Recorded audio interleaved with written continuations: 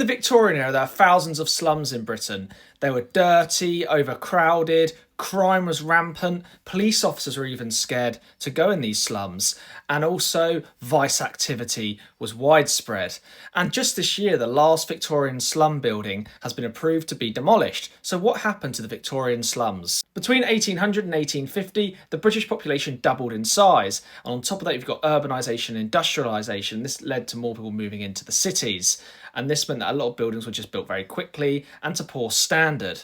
In the 1870s and 1880s, you get wealthy Victorians going into slums as sort of an adventure so they could tell their friends they've been there and also tell their friends what the people are like in the slum. Between 1895 and 1918, Liverpool went through mass slum clearances and they built new houses, and Liverpool built more new houses than any other place outside London during this period. But not everyone in these slums got moved to these new housing units. In the 1930s, large-scale slum clearances happened, and this is due to the Housing Act of 1930, which made sure councils submitted plans for slum clearances, and it also gave them powers to force landlords to sell slum housing to get the slums demolished.